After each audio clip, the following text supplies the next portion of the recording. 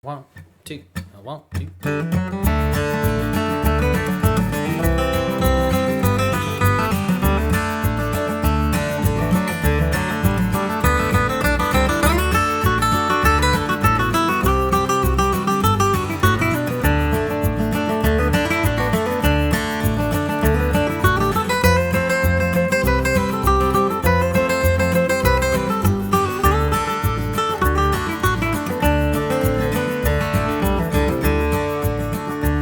Hey everyone, welcome back to Music with Ryan. Thank you for joining me. This week's featured lesson is I Know You Rider in the key of D. Probably made most famous by the Grateful Dead, of course, but many artists have sung and played this throughout the years. It's actually an old blues tune, so it's been around for quite a long time, and there's a lot of different variations, but again, the Grateful Dead is kind of where I drew my inspiration, and is probably the most commonly way it's done, all right? Now I've created a nice intermediate to advanced arrangement with lots of hammer-ons and pull-offs and syncopation. We're gonna work all across the fretboard, from down here in first position to all the way up here in seventh position, 10th position. And we're gonna talk about the scales that I'm using. So I'm kind of using two different scales, and we're gonna talk about the shapes that I'm kind of drawing from, and just kind of how I went about creating the solo and what I was thinking about again, when I was writing up the arrangements. If you'd like to access the full-length lesson, is this just a preview? Click the link below and it will shoot you onto my website. And then it's going to come with about 30 to 35 minutes video, downloadable tabs, and 4 audio backing tracks to help you work your speed up. Now, if you really like the way I teach and approach learning, you like my song selection, give the Premier membership a look over there. For a monthly, quarterly, or yearly fee, you can access this lesson and over 350 videos, all 3 of my courses, and the video exchange program. So lots of great features for a Premier member. For now, we're going to start walking through the first few measures of I Know You Rider, key of D. We'll bring the camera on in, put the tabs up on the screen. Thank you for watching, and I hope you enjoy. All right, let's go ahead and start breaking down I Know You Rider here in the key of D. And so the markings below the staff are our pick directions. The staples are downs, the V's are up. Any numbers above the staff, little numbers, will be left-hand fingerings, all right? So I'm gonna play these first 4 measures here and break them on down. Of course, we do have an intermediate to advanced arrangement, no doubt about that. A lot of notes being played in this one, kind of fill up, there's a lot of space to fill up. And so we're gonna make use of lots of eighth note runs. So here's these first 4 measures. Starts on beat 3. The first 2 markings are rest, quarter note rests, and sounds like this. 1, 2. I'll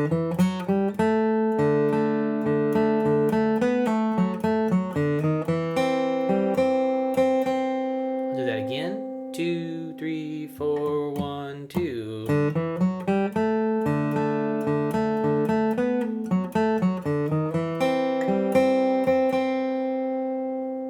Okay, so again, that first measure, we have a pickup on beat 3, and we're going to be making use of a lot of the D major scale and D Mixolydian scale as well. And we can, if you don't know what that means, that's just fine, and we'll kind of talk about that as we go along. They're very similar. They are like 1 note different.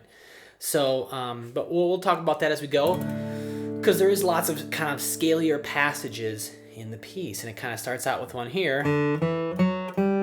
That's up the major scale. So open D, 2nd fret, 4th fret on the D string, and then open G. So, and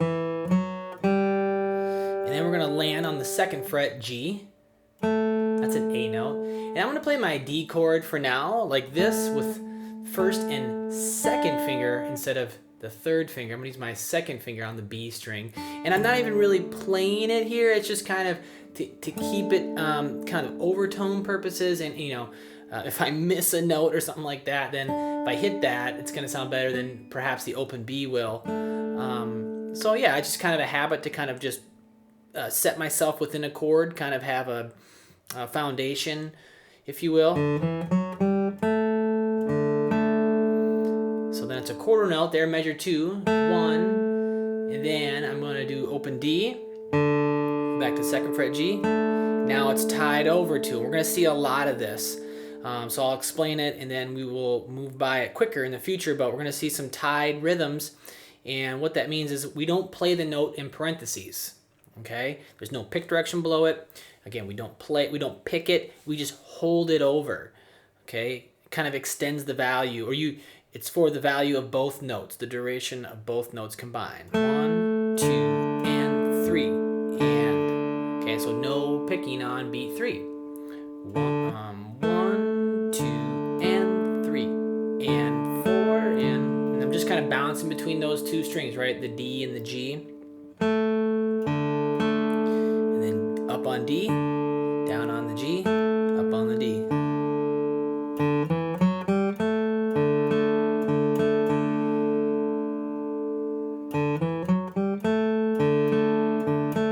So the melody's on that.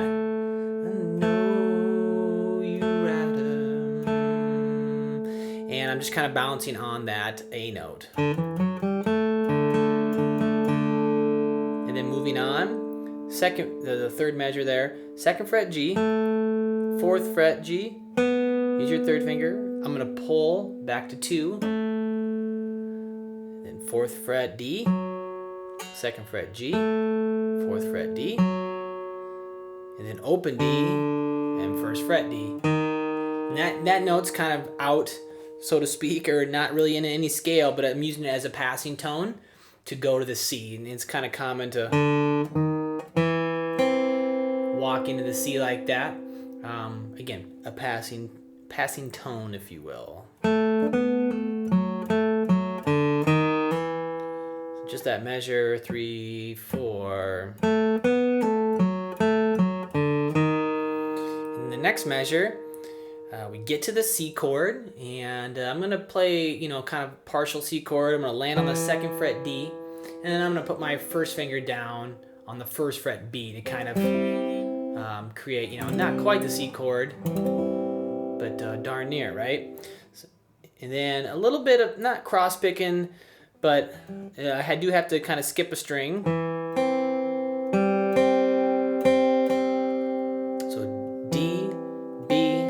There's another tied rhythm there, right? The 1 is in parentheses. We don't play it. We hold it over. 1 and 2. And then on the and of 2, open G. And then 1st fret B, quarter note there. And then 2 8th notes on that B string.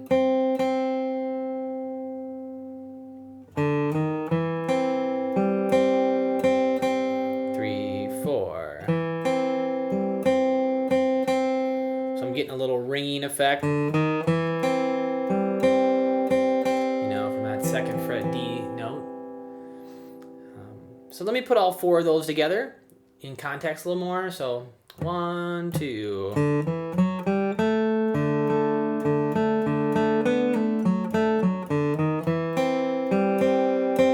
1, 2 again, go.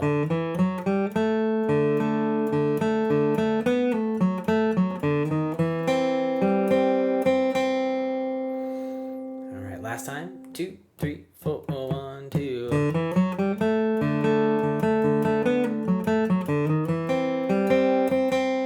Okay, there's the first 4 measures. Let's move on to the next set of measures here. We get over the G chord. So let me play actually these, just the 4 measures. Starting at measure 5, they sound like this. 2, 3, 4.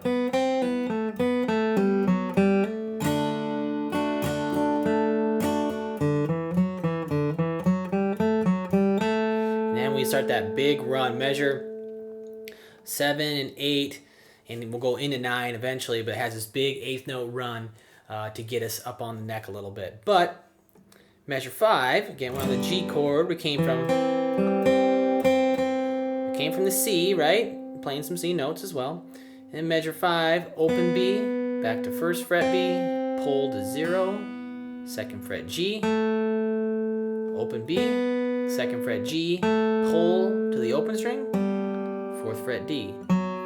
Now, if you're kind of, new to flat picking, or you're starting to try, maybe you're into flat picking, but you're doing more advanced intermediate things, I want to remind you that hammer-ons and pull-offs, specifically in this piece, and a lot of my pieces anyway, hammer-ons and pull-offs take the place of a pick direction. Okay? Thus, when they do that, you get a double up or a double down most often.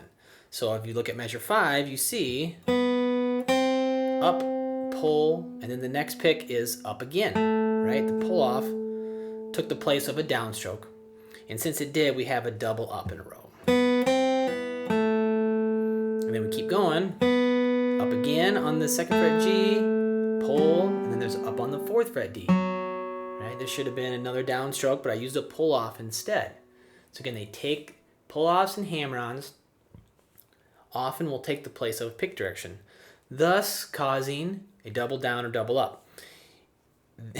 Also causing syncopation, or most of the time, right here in measure 5, we have some syncopation. We have a lot of upstrokes in a row. Okay, so you want to be aware of that and careful, especially if you're, again, new to flat picking, or if you're really just trying some advanced instruction here. All right, so measure 5 one more time. 3, 4. And I'm really trying to make it sound all connected as best I can, smooth as I can. Okay, and then the next measure, we land back on the D chord. The progression goes back to the D, but I'm going to hammer 0 to 2 on the G. That's the A note, going back to the melody. And then I'm going to strum the D. Okay, so 1 and 2, 3 and 4. And you'll see again, there's another tie in there, right? Ties over, nothing, not strumming on beat 3. So 2, 3, and 4. My right hand still going back and forth and up and down. My hand is always going up and down, back and forth, no matter if I'm strumming or picking. It's just, am I choosing to hit the strings? And 4 and, okay. And then the next measure, I play that 2nd fret G again. And then I strum the D chord just down up here. And then here starts our big 8th note run. So open D, 2nd fret, 4, back to 2. Then the next measure, open D, 2nd, 4, open G, 2nd fret G, 4 on the D, open G, 2nd fret G. So we're going to kind of be doing somewhat of a folding scale, so to speak. We kind of go up 3 or 4 notes and then go back 1 or 2 and then go up, 2 or 3 and back 1 or 2. And it's not quite exactly that, but we're certainly getting that kind of point across, or we're emulating that sort of feel as a kind of a folding scale, they call it a little bit. Yeah, that's kind of the effect. Especially in that measure 8.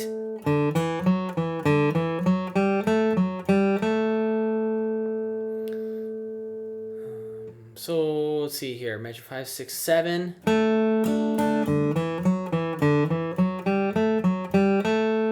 Okay, let me put all 4 of those together. In context, 1, 2, 3, 4.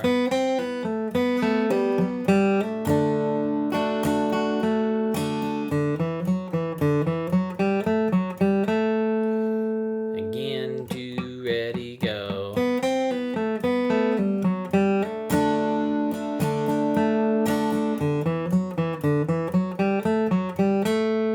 Last time, 1, 2, 3, 4.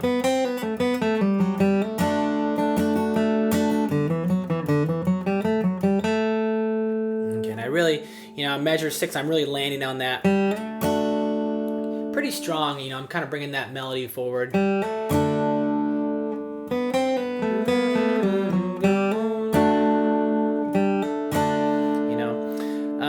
So okay. Let me play actually the first 8 bars all together so we see what we got before we move on here. So from the beginning, nice, about mid-tempo, or maybe a little slower than that. 1, 2.